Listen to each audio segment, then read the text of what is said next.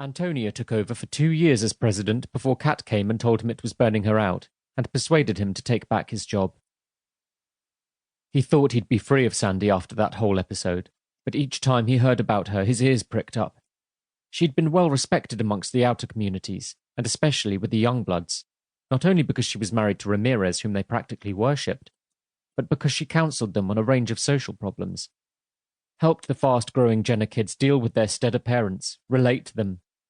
She'd worked unseen for a decade, creating a much-needed social glue that kept a fractious society from flying apart, though she never once appeared in or before council, never took any credit.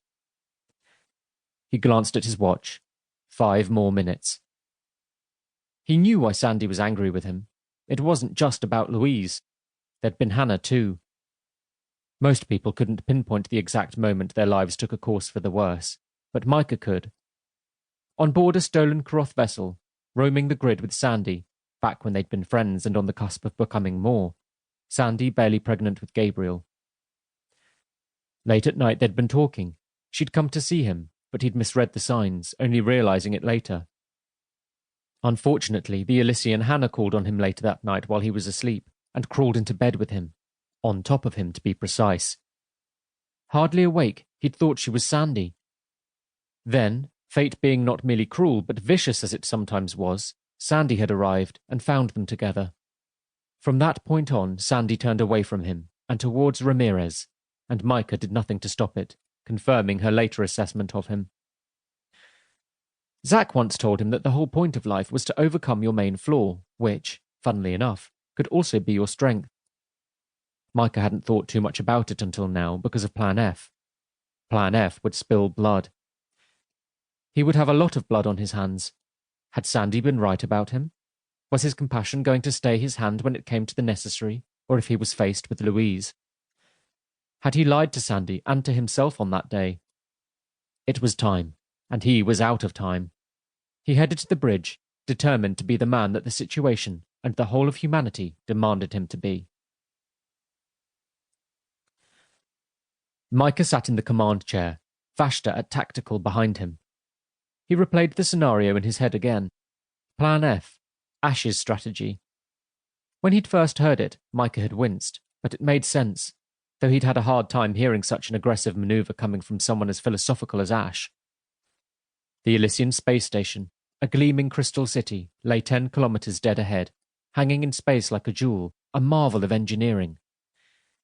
4 Qorall battleships were docked there, while 2 Marauder-class vessels patrolled the perimeter. He checked the ship's chronometer. "Fire," he said. There was no recoil, no sound as the intelligent missile Shiva called a bleeder shot like a flare towards its target, not seeming to be in a hurry. Micah counted down.